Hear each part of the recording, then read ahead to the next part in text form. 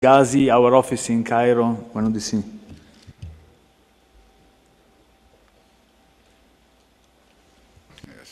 بسم الله الرحمن الرحيم. أنا هستأذنكم أتكلم بالعربي. أنا هسمع بس بستأذن أخلع قبعة الأمم المتحدة وهتكلم كخبير في الأمم المتحدة. بقالي 16 سنة بشتغل في البريفنشن والمخدرات من المغرب إلى الخليج. الحقيقة أنا بشكر الأمم المتحدة أنها عملت الستاندرد للبريفنشن. أخيرا التوعية بقى ليها معايير، لكن هناك سؤال الخبراء العرب كنا بنتكلم عليه من يومين ثلاثة. جميع المراجع اللي واستخدمت أكتر من 580 مرجع في الأبحاث عشان تعملوا هذه المعايير كلها معايير أجنبية، لم تستخدم المنطقة العربية في أخذ أي معايير، مع أن الحقيقة في هناك مبادرات عربية رائعة زي مبادرة غراس في الكويت، مبادرة حماية في السعودية، مبادرة التربية الأمنية في الإمارات، مبادرة وقاية في المغرب. كان يجب الرجوع برضو للمنطقة والمعايير اللي موجودة فيها. يجوز ما فيهاش evaluation أو ما فيهاش تقييم، لكن أرجو أن تراعوا ذلك في الفترة القادمة. ثانيا، لاحظت برضو جزء مهم جدا في كل الإخوة اللي اتكلموا في التوعية، وهو عدم التعرض للدين. المنطقة العربية، الكيان العربي يشكل الدين 40 ل 60% من الكيان العربي، ويجب النظر بأهمية ومرجعية إلى المجهود السعودي في مقاومة الإرهاب الذي نجح على مستوى عالمي، ويجب النظر ليه، وهو استخدم كلها تولز بنستخدمها كبريفنشن في البريفنشن حتى كمان بتاعة الدراجز. وشكرا والسلام عليكم.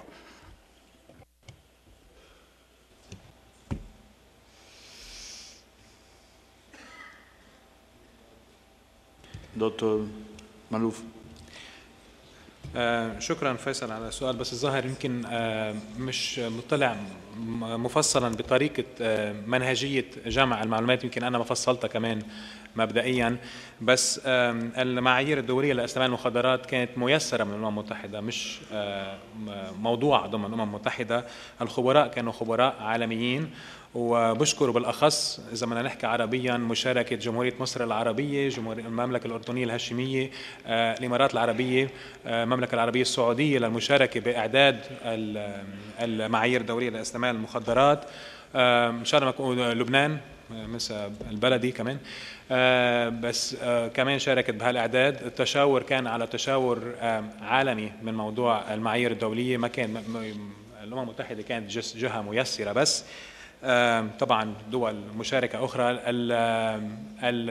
المراجع العلمية لسوء الحظ طبعا 586 دراسة أكثريتها كانت موجودة بالدول الأجنبية، بس مش كلها كانت موجودة بالدول الأجنبية. كان في دول أخرى نامية خاصة من الدول العربية حتى بالتحديد، كان في دراسات أخذت بعين الاعتبار. من ناحية الوعي الديني موجود ضمن المعايير الدولية، بس مش ضمن نحكي عن المناهج المساعدة على خفض الطلب على المخدرات. رجل الدين بيلعب دور أساسي ضمن المجتمع، وطبعا حلقة أساسية من ناحية تيسير هل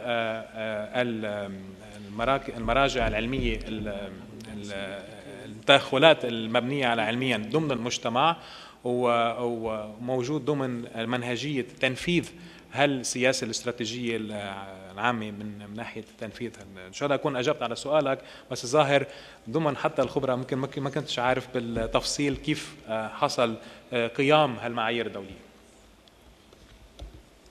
There's a way to ask. So, thank you very much. I announce also that this standard of prevention will be disseminated and adapted in the different regions of the world in the next few months. We are already working, as has been said, on the training material. I thank all the speakers for this session, the participation in this session, and very, very much grateful to you who were so patient to stay here with us for around 2 hours. I think that now we have a very short break. Only 5 minutes, and then we have the next session. Please don't miss the next session. We have big scientists also in this case for the next session. Thank you very much.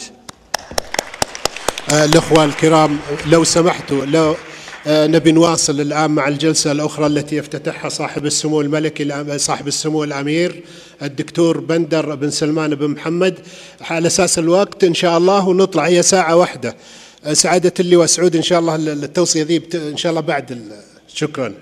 الآن خليه يجي سوى الأمير تكلم يا دكتور لو سمحتوا، بنواصل بس لساعة واحدة وإن شاء الله فيها الاستكمال إن شاء الله بعد الله.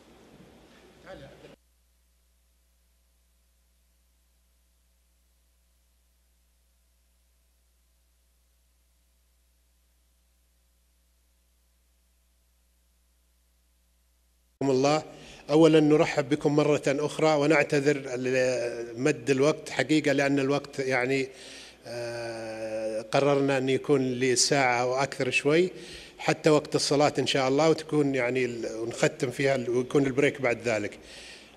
الآن أخواني يطيب لي أن أقدم لكم رئيس الجلسة الثانية، وعنوانها البرامج الدولية لعلاج المنشطات والأمفيتامينات. رئيس هذه الجلسة رجل معروف طبعا، هو صاحب السمو الأمير الدكتور بندر بن سلمان بن محمد آل سعود، مستشار خادم الحرمين الشريفين، رئيس فريق التحكيم السعودي، وأرجو من سموه الكريم أن يتفضل في إدارة الجلسة. شكرا. بسم الله الرحمن الرحيم، والحمد لله والصلاة والسلام على أشرف الأنبياء والمرسلين نبينا محمد وعلى آله وصحبه أجمعين. في هذا اليوم المبارك نجتمع في هذه اللقاءات التي تهم العالم جميعا وليست المملكة العربية السعودية. فالمملكة العربية السعودية وتحت رعاية كريمة من خادم الحرمين الشريفين ولي عهد الأمين والنائب الثاني وسمو وزير الداخلية حفظهم الله جميعا يولون الاهتمام الكبير في مثل هذه الأمور، لأن المخدرات آفة على المجتمعات كاملة، وهي لا تقتصر أذاها على الشخص نفسه بل تتعدى إلى الأسرة ثم إلى المجتمع بأكمله. لقد حاربت المملكة العربية السعودية هذه الآفة بكل قوة، وآتت ولله الحمد ثمارها، ونحن نجد ولله اليوم في هذه البلاد التدني في المستوى المخدرات كما كان سابقا، وهذا ولله الحمد يأتي من السياسة الحكيمة لهذه الحكومة حفظهم الله جميعا. لا أريد أن أطيل عليكم، ولكن أريد أن أؤكد على أهمية هذه اللقاءات، وأرحب بالأخوة المشاركين والمتحدثين في هذه الجلسة، وهي البرامج الدولية لعلاج المنشطات والأنفيتامينات. المتحدث الأول هو الدكتور جلبرتو جيرا، رئيس فرع الصحة والوقاية في المخدرات مكتب الأمم المتحدة المعني بالمخدرات والجريمة. مارس وباحث معروف في الطب والإدمان لحوالي 20 سنة، له مجهودات كبيرة ومميزة في مجال التعاون الدولي في مكافحة المخدرات والإدمان، فليتفضل مشكورا. I would like to thank you, please, and please you can speak. Thank you.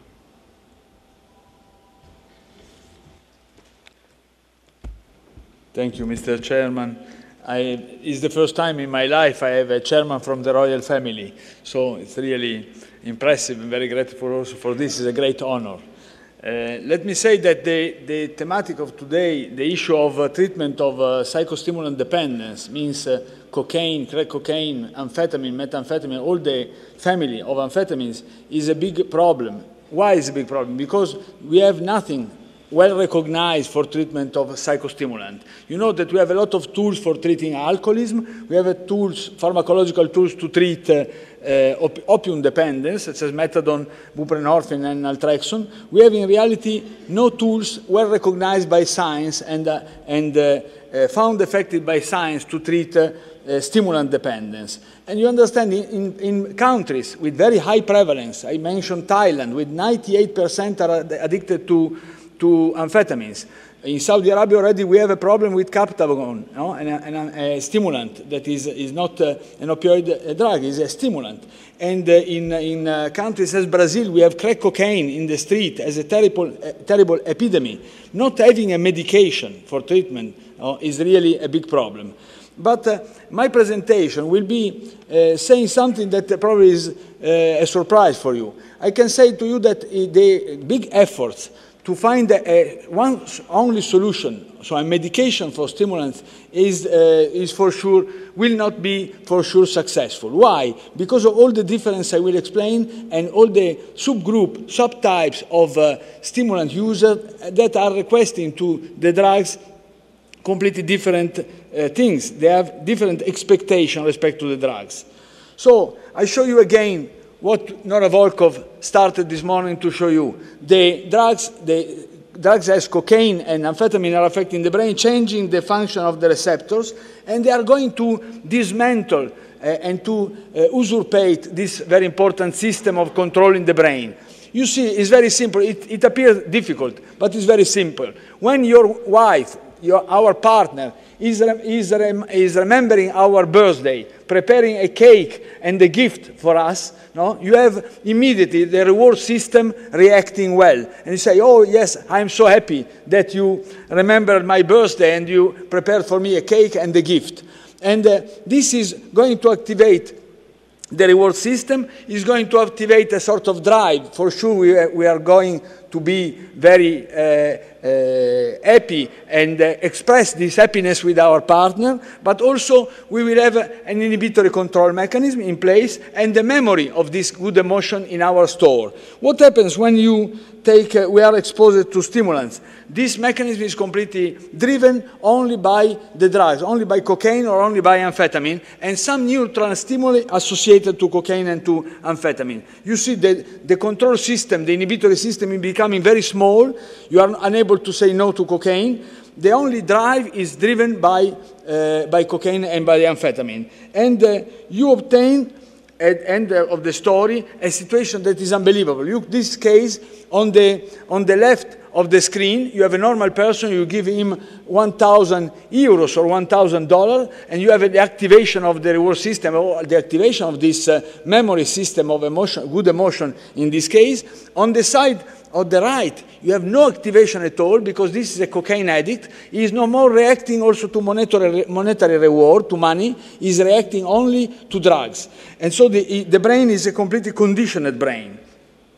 We know the terrible news that we know today is that these changes in the brain of cocaine addicts and amphetamine drug users is not related only to the function of the neurons, but is related to epigenetic mechanism. So the drugs are able to change the way our DNA, the code in the nucleus of the neurons, DNA is translated in RNA and transformed in enzymes and in hormones of the brain, with a stable trace that is remaining the basis for the chronic disease.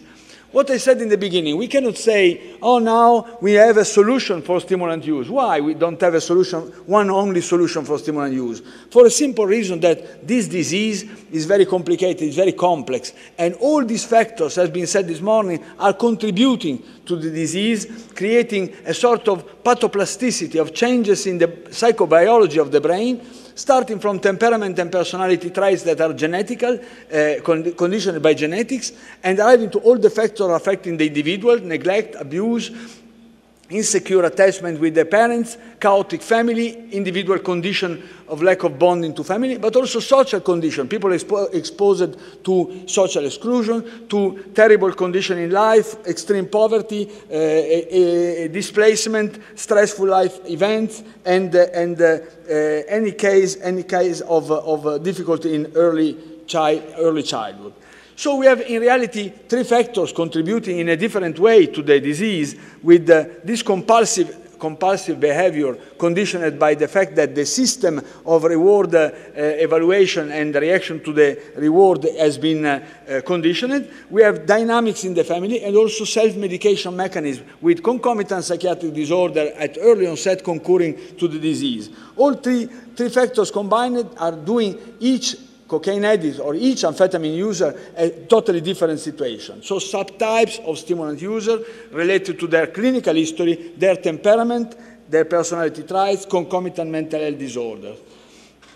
I start with one case of an early child situation where you can see, you can observe already temperament and personality traits, and you have, for example, cases of children with a particularly externalizing behavior. What is externalizing behavior? In my clinical experience, I have mothers coming to the service saying, this guy now is a drug addict, he's 25 years old, but when he was very young, he was 3 years old, 2 years old, it was already a problem for me. So I was astonished. Milady, madam, tell me why it was a problem. He was not accepting anything. He was violating all the rules. He was very problematic also for the normal thing a newborn has to be submitted to. So temperaments that can characterize the child when he's very young. And you see, the system of dopamine, that is the target of amphetamine type stimulants and cocaine, the system of dopamine, when it's working well, is releasing dopamine in red, and you see this molecule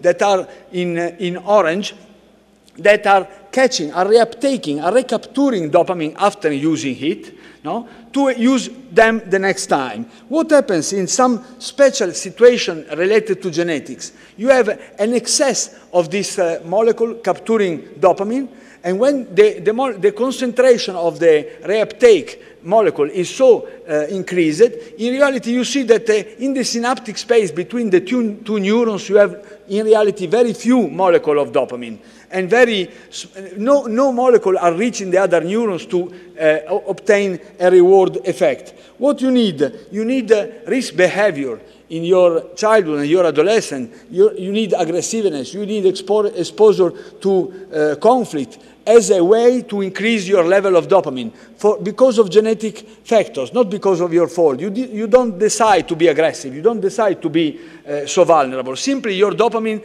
is so low that you need to do this kind of circus things or risk behavior in general to increase the level of dopamine in your synaptic. When you see among my patients the genetic of this dopamine transporter, the gene conditioning this dopamine transporter, you see that the 9-9 repeat is 17% among my patients violating the law and going to prison up and down from prison, and only 3% among my patients not violating the law and not going to prison. In reality, it's a gene combined with antisocial behavior, aggressiveness, violating the rules, committing crimes, and drug addiction. In this case, for example, imagine that cocaine or amphetamine type stimulants are going to block, to stop the transporter of dopamine, and clearly they are going to interact exactly with this system for this kind of patient in a different way with respect to other patients, other individuals who are not affected, are not carrying this genotype. This genotype has been found related to attention deficit hyperactivity disorder, has been found related to in a cohort of Brazilian children with cocaine abuse, has been found related also to different responses to amphetamine in general, also for treatment.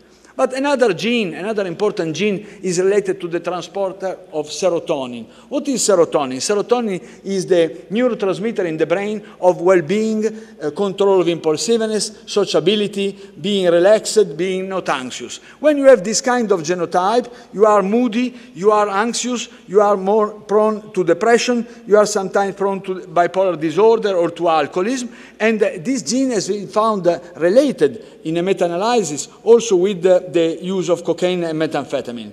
And if you are carrying this gene and you are going to expose yourself to ecstasy in the disco club, you have more it is more likely that you develop mood disorder. You develop depression. If you are not carrying these genes, sometimes you can take ecstasy without developing this disorder. Also, in this case, we cannot ignore the fact that patients are belonging to this kind of cluster in terms of genetics, and this make their response to amphetamine and cocaine completely different. A genetic network has been found in the response to cocaine and lithium also for treatment in bipolar disorder. Another gene affecting the gamma-aminobutyric acid, a gene that is encoding for this alpha-2 subunit of the gamma-aminobutyric receptor. Gamma-aminobutyric acid is a tranquilizer, a natural tranquilizer produced by our brain. But if you have this genetic change, genetic variant, in reality you have also in this case a proneness to antisocial behavior and to conduct disorder. And this genetic variant has been found related to cocaine cure activity, to the response to cocaine. Amphetamine, catechol-orthomethyltransferase, is another gene, another enzyme that is going to metabolize, to change the metabolism of noradrenaline, the adrenaline, found related to our response to amphetamine. If you have a gene variant, to respond well to amphetamine. If you have a different gene variant, you don't respond to amphetamine. But apart from the genes, what happens when you are during pregnancy? We have found that, for example, stress for pregnancy, the mother are exposed to, if the mother are exposed to stress, this is an experiment on animals, the offspring, the children of this mother will be more sensitive to amphetamines when they are adolescents. And what happens about early childhood? If you have, for example, these experimental animals, separation from the mother for 3 hours a day in the first 14 days of a life of a rat is making a complete change when the rat is adult to his response to amphetamine and to cocaine. And this is a slide that has been presented before by Nora Volkov, but I want to go back to this. You see that if you are affected by, you are exposed to social isolation during your childhood, and you are becoming also submissive during your adult age, you are you have a higher proneness to take cocaine. And we cannot ignore in the history of our patient what was the history of the childhood, what was the temperament, what was the subtype of the cluster where they are coming from before deciding any kind of medication. We found, for example, that if you are exposed to cocaine, you are a cocaine addict, your perception of parental care during your infancy is making the difference also in relationship to your genotype. And you see, we have a subtype of cocaine addicts in the last column that are more aggressive, are carrying the genotype of affecting serotonin transporter, but also have a perception of the care of the parents lower than the other cocaine addicts that are not carrying this genotype, and they are less aggressive. When you have in your office a patient with this kind of aggressiveness, this history and these genes, you cannot treat him or her at the same way you treat a patient not carrying this genotype. We found homovanillic acid, the metabolite of dopamine, with different level in patient in cocaine addicts coming from a history of neglect during their childhood. And also the HPA axis, the hypothalamus pituitary adrenal axis that is producing cortisol, responding to stress, is very important in defining the response to cocaine and amphetamine. Also in this case, we have evidence of the most severely affected patients who have had parental neglect when they were young, have an excessive arousal when they are in front of negative emotion, and they have lack of response in terms of cortisol when they are in need of responding with sugar to stress. And imagine that both cocaine and amphetamine are going to affect very seriously the response in cortisol of the individual. I go fast because my chairman is indicating I have to conclude my presentation, but I want to show you a very impressive work.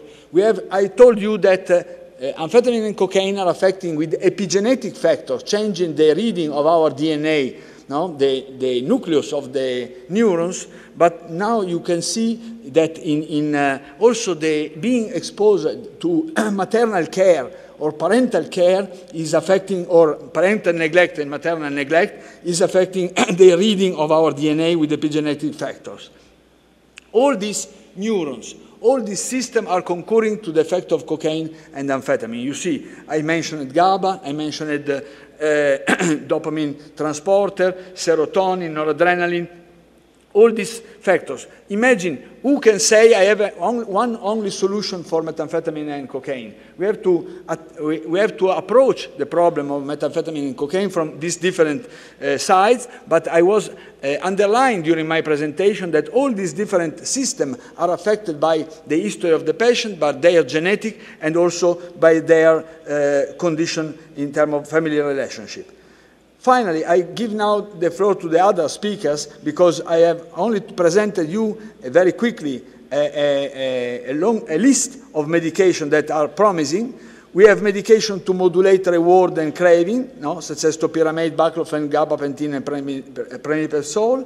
We have medication that can replace the rewarding effect of amphetamine, such as Adderall, modafinil, and bupropion. We have medication that can improve mood or reducing withdrawal, such as buprenorphine, ondansetron, and buspirone. We have medication helping to treat attention deficit hyperactivity disorder that sometimes is behind cocaine addiction. And we have medication improving depression that is coming together, associated to cocaine and amphetamine use. And we have finally disulfiram, a drug that has been used for a long time for alcoholism treatment that now can be probably utilized also for cocaine treatment. We cannot imagine to find a solution saying one of these medications will be the panacea, the problem solving of our intervention. One of these medications is good probably for a single subgroup of cocaine addicts and amphetamine type stimulant users, and the other is useful for other subtypes. We have to be ready to do studies, more and more studies, identifying this subgroup of patients with homogeneous samples. We need a lot of resources to do this, and with also trials guided, driven by pharmacogenetics. Thank you for your attention.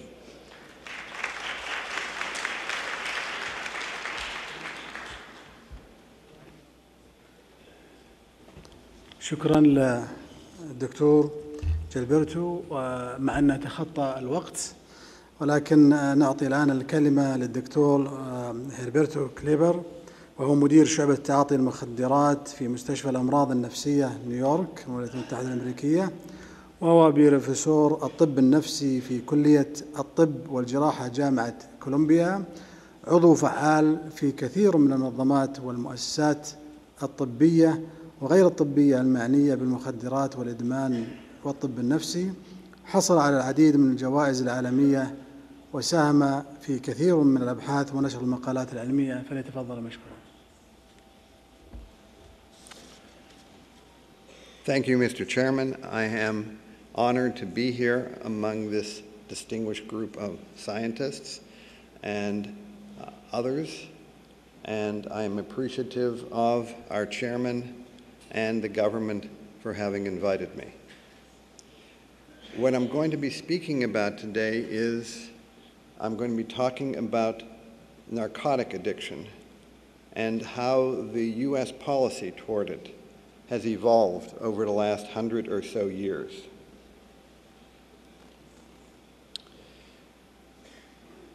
At the beginning of the 20th century, opiate withdrawal was considered adequate for the treatment of narcotic addiction. But unfortunately, the methods that were used to withdraw individuals from narcotics were often more dangerous than the disease itself. And so you have one method in which 6 deaths in 1 year out of 130 patients, another, sodium thiocyanate, where patients become wildly delirious and psychotic, with psychosis lasting up to 2 months. And then my favorite is the bromide sleep therapy, where 20% of the people died, and the proponents continue to advocate in, quote, well-selected cases. I've always wondered who you select, which of your relatives you don't like, or whatever. But clearly, it creates more problems.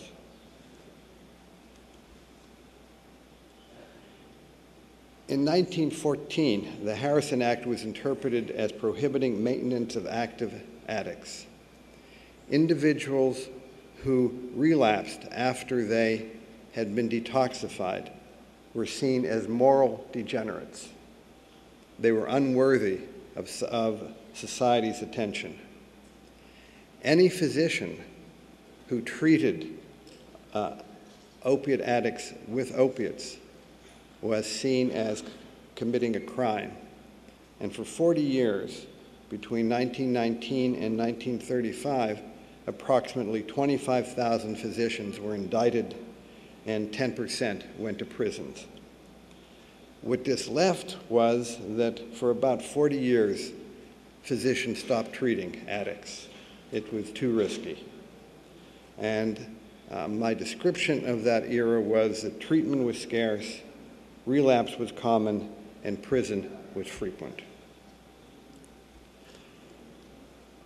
The natural history of what was happening to addicts during that time, George Valiant did a study of 100 addicts who had been treated at the facility in Lexington, Kentucky.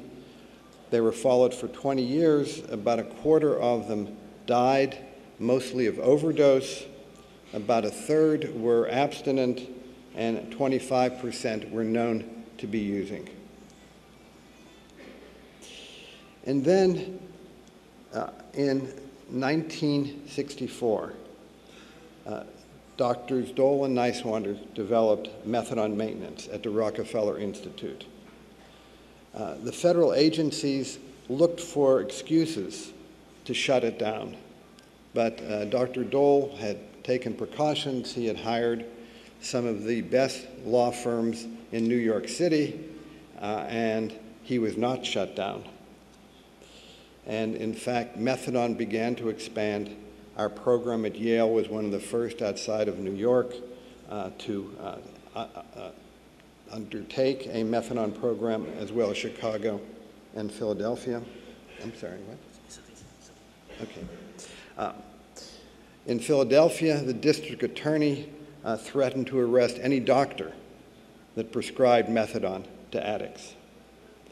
But President Nixon in 1971 was concerned about all the veterans coming home from Vietnam, many of them addicted to narcotics.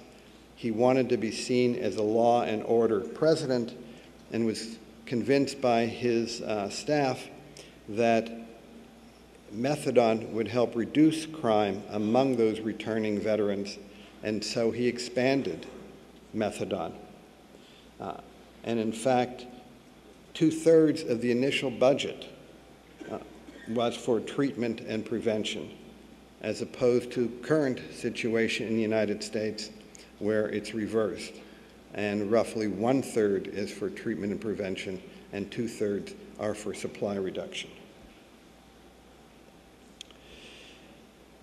A reaction against methadone began very quickly.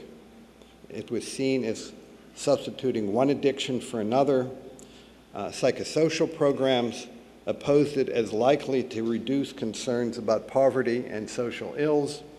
Some black leaders saw it as genocide, chilling out the ghetto without doing anything about racism, jobs, housing, and other ills. The director of a therapeutic community, and that's one of my favorite quotes, "I think methadone is a great idea. We should give money to bank robbers, women to rapists, and methadone to addicts." That was in 1966. About 4 years later, he became head of a methadone program in Chicago. The report by our distinguished Institute of Medicine in 1995 said that the current policy puts too much emphasis on protecting society from methadone and not enough on protecting society from the epidemic of addiction, violence, and infections that methadone could help reduce. One of the strongest forces in the United States as far as approaches to addiction is the so-called 12-step movement, Alcoholics Anonymous and Narcotic Anonymous. And unfortunately, those groups usually exclude individuals who are being maintained on methadone or buprenorphine. And the co-founder of AA, Bill W., said to Vince Dole that in my future research I should look for a medication to relieve the alcoholic's sometimes irresistible craving and enable him to progress in AA toward social and emotional recovery.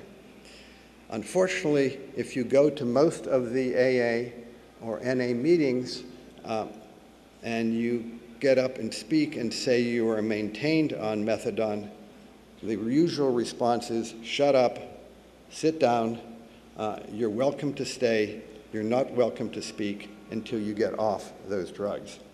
So that continues to be the prevalent attitude toward AA. AA is a wonderful approach for those people for whom it's wonderful, which is about 10% of the people who initially go to AA.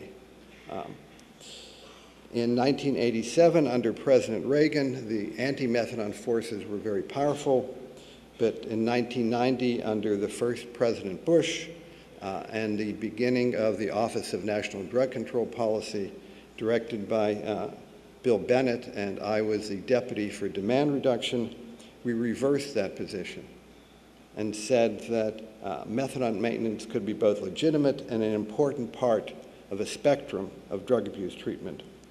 But calls to dismantle it or curtail it continue to be voiced by governors, by senators, and by other municipal leaders. In fact, the former mayor of New York City had recommended that you should not be permitted to be on methadone longer than 6 months. Like Nixon, we convinced him that if he wanted to be a law and order mayor, that was a bad idea. As you see here, there have been many successes from methadone in reducing opiate use, morbidity and mortality, crime, and the risk of HIV infection. There's currently about 260,000 individuals in the United States maintained on methadone, and worldwide there's over 1 million individuals, but there are still some countries that forbid it. Although the data indicate that these maintenance programs can be very successful, most addicts don't want them. They mainly prefer to just be detoxified, primarily to either lower the cost of their habit or because they plan to go into a therapeutic community or on opioid antagonists. High relapse rates are probably less a function of the withdrawal method and due more to the reasons for seeking detoxification, as well as what happens after it and the brain changes that develop during dependence. And as my colleague Walter Ling said, detoxification from heroin is good for many things, but staying off heroin is not one of them. It's important to remember that methadone is a drug, not a treatment. It needs to be given in the context of psychosocial services. This is a study done by Dr. Tom McClellan, who I understand was the speaker here not too long ago. He divided individuals in the methadone program into 3 groups. One got methadone alone, one got methadone in counseling, which is sort of the typical program, and one got enhanced services, methadone, counseling, medical, psychiatric, family therapy, etc. 69% of the methadone alone people failed. The methadone plus counseling alone, 40% failed, and the enhanced methadone, only about 19% failed.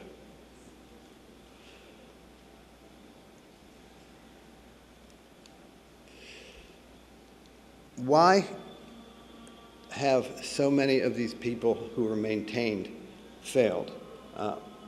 One, because services have been decreased in many programs because of a switch to for-profit status. Also, a cutback in state and federal funding.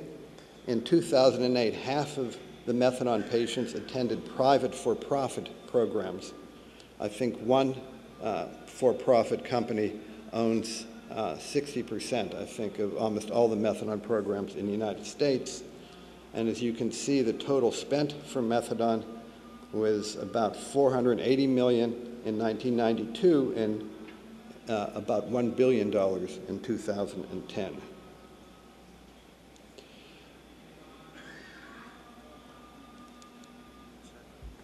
It's not moving. Okay, good, thank you. We then come to buprenorphine, a more recent medication.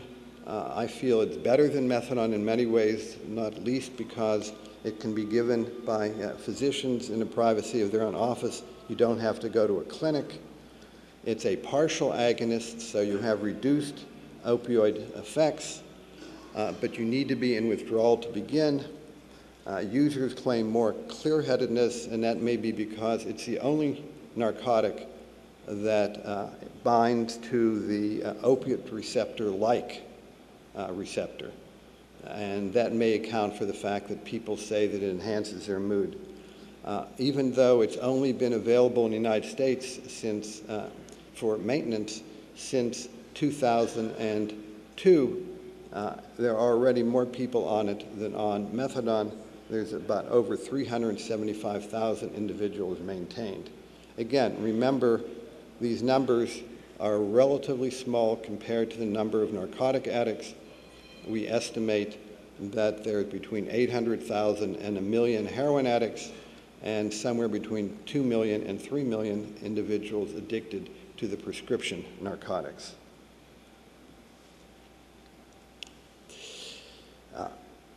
I won't go into all of the effects. Oh wait, we've already done that.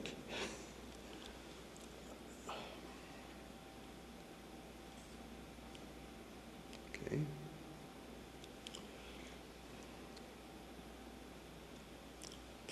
But like methadone, the backlash against buprenorphine began.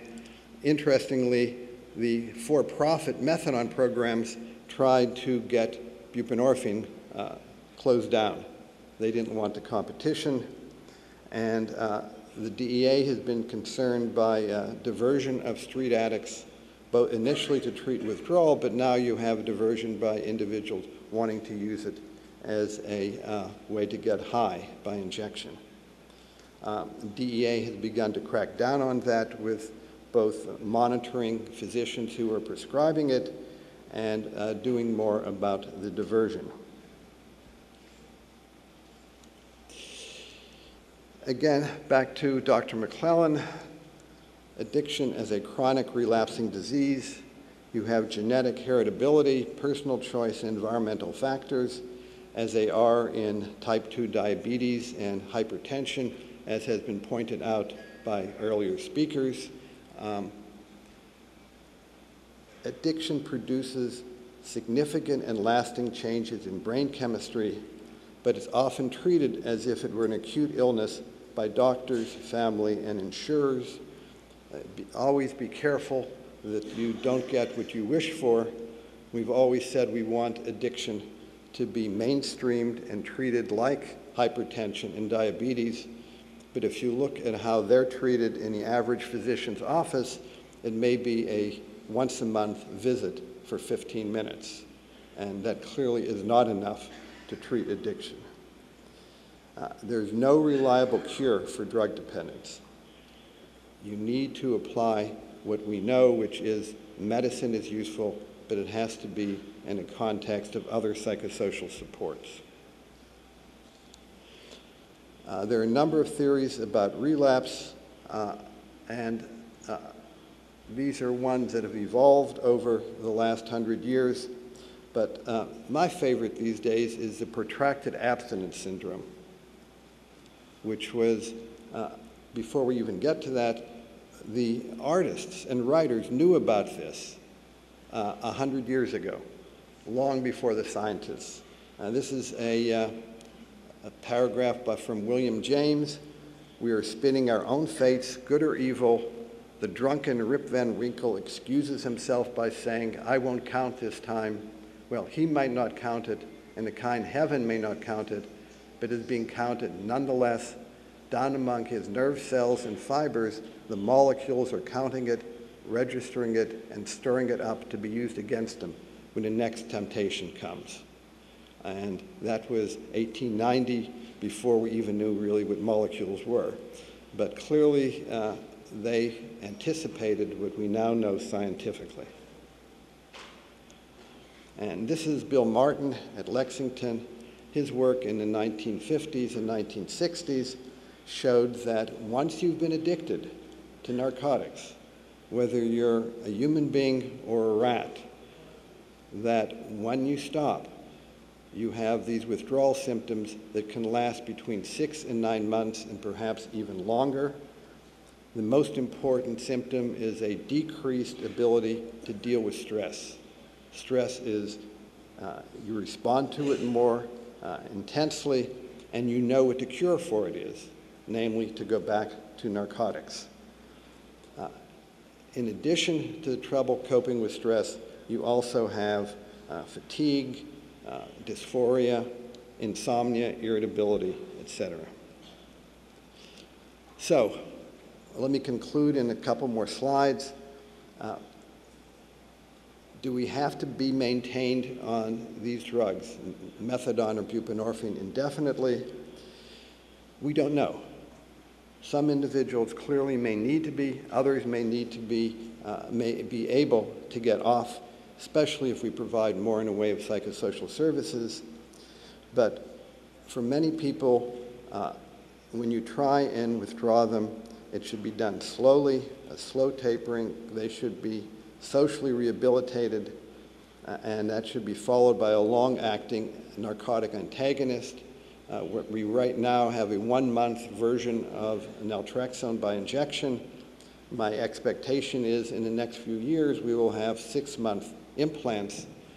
When I withdraw someone from buprenorphine, I insist that they be on the long-acting narcotic antagonist for at least 6 to 12 months. Unsolved questions, the role of age of onset, duration of addiction. Is there a difference in outcome between street heroin users and prescription opiate abusers? What is the role of that had been mentioned by one of the earlier speakers of people who have both serious psychiatric illness and genetic factors? And what is the role of time and the length of time on maintenance opioids? And one of the things that's happening in the United States as we evolved from the turn of the century where relapse back to narcotics was considered you were an immoral person. And we've gradually evolved to feel that, no, you're a sick person. And one of the ways we've tried to put the two of these together is with drug courts, which may be the current key to the National Drug Control Strategy. And that is a combination of the legal, the law enforcement approach, where the judge runs a separate drug court, and instead of sending the individual to prison, where when they get out they're likely to relapse, the judge monitors the individual's progress in treatment, and you have the power of the law to insist that that person attend the treatment. And two definitions of recovery: a voluntarily maintained lifestyle characterized by sobriety, personal health, and citizenship. And then Tom McClellan added to it, recovery can be achieved without medication and can also be achieved with it, because a lot of people, especially in the 12-step movement, believe that you can't be in recovery if you are being maintained. And that brings me to the old poet of a few thousand years ago, Virgil: the descent to hell is easy, the gates stand open day and night, but to reclimb the slope and escape to the upper air, this is labor. Thank you.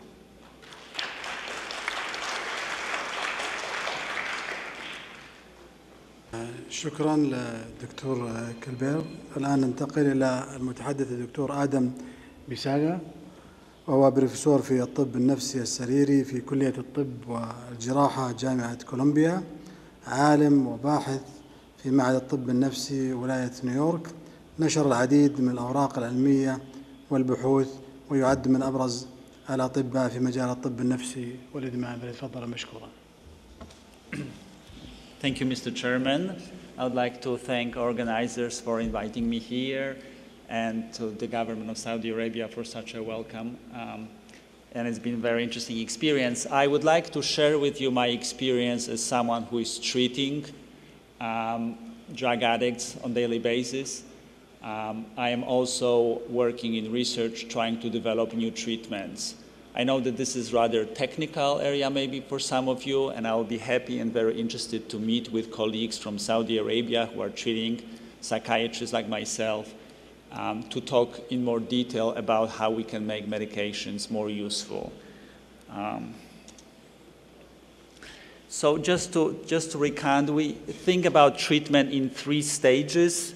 We usually think about bringing people to the hospital for stabilization, whether they need detoxification, whether they need treatment of acute toxic psychosis.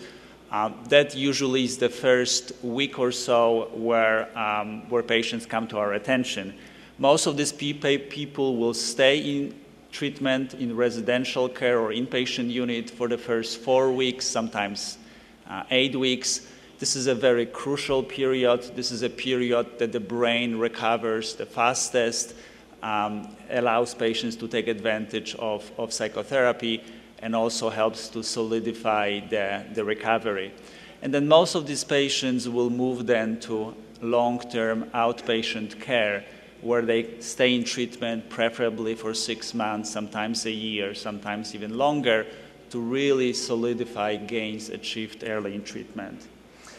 And we know now very well that both behavioral therapies and medications are really an essential component of drug treatment at all of the stages. We will use different medications, different therapies at each of the stages, but without them, I think the outcomes are much worse. I just want to remind you that we don't really use medications by itself. We always use medications in the context of behavioral or psychological treatments, which help patients develop new skills and behaviors to build a drug-free life. We have several psychotherapies that we know that work. I just quickly would like to review them. We have motivational enhancement therapy, which helps patients accept treatment and start making behavioral changes. We have a cognitive behavioral therapy, which helps recognize and avoid drug triggers and teaches patients how to cope with urges to use drugs and how to manage stress. We have a contingency management approach to treatment, where patients will receive incentives and rewards for initial abstinence to encourage further abstinence and also develop new activities that are not connected to drugs and promote long-term abstinence. And we have some comprehensive treatment model which put all of those elements of treatment in one package. A very popular model used in the treatment of stimulant dependence is a matrix model that, again, takes advantage of all of these elements and it's been found to be very effective, and I think is very easily transferable to other settings. But let me just go back to talk about the medication.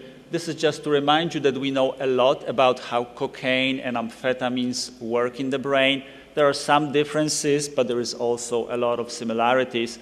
So when we think about developing medications, we usually think about them interchangeably, which sometimes I think it's fairly accurate. Sometimes there are differences. But in general, both of these treatments will increase the amount of dopamine available at the synapse during the acute intoxication. But with the chronic drug use, we see a decrease of the functioning of the dopaminergic system, which is responsible for the relapse. We think about pharmacological strategies for stimulant dependence. When we think about it, I think it's useful to look at similarities with other treatments that we have well developed for whether opiate addiction or for nicotine addiction. We have agonist-based treatment, so medications that have pharmacological effect that is similar to the effect of the drug of abuse. We have an antagonist approach where the medication effects is to block the effects of the drug, cocaine or amphetamine. We also started recently thinking about combining 2 or more medications to have even more pronounced effects. And we have also been thinking about using medications to make behavioral treatments more effective, because some patients cannot really take advantage of behavioral treatments because of the brain dysfunction. Medication may improve this function and therefore make them more likely to take advantage of the behavioral treatment. So let me just briefly tell you about the agonist approach. Is the most effective treatment that we have to date for any addictions. The examples of methadone and buprenorphine that Dr. Kleber just gave you is a very effective treatment and is also used to treat nicotine dependence. Again, we know that when people take stimulants, the level of dopamine and other monoamines goes up at the nerve terminal, but the problem is with the chronic use, the baseline level or functioning of the system, the postsynaptic receptors are decreased, and we think that this dysfunction of dopamine system is responsible for some of the symptoms patients experience, such as lack of energy, lack of ability to experience pleasure, difficulty with thinking, not being able to make decisions, being very impulsive, and all of this is the reason why people usually relapse. There is also interesting, a very high comorbidity between the attention deficit disorder and stimulant dependence. The rates of stimulants dependence in patients with ADHD are about 30%, sometimes even higher. And what is interesting, that the biology of both disorders is very similar. Dr. Volkov's studies show that people with ADHD also have a disruption in the release of dopamine system. Interestingly, ADHD is very effectively treated with dopaminergic agonists or medications that boost dopamine levels. So that was another rationale for us to really pursue this approach to treatment. So we think that when you give people agonists, you will restore the disrupted dopaminergic functioning. And indeed, brain imaging studies do show that when you give to cocaine patients a stimulant like a methylphenidate, you see improvement in the brain functioning in the areas that are relevant for addiction, such as cue reactivity and impulsivity. So we have an evidence from the actual mechanism, from the directly imaging the brain, that those medications will help with the deficits. There are some risks and concerns, as always with any medications. There is potential for side effects. We were worried that those medications may trigger further craving or that people will abuse them. But really, the studies that were done in the research setting with a careful monitoring of patients did not really confirm those concerns. The medications can be potentially harmful to the heart, so you have to make sure that they get a proper medical evaluation.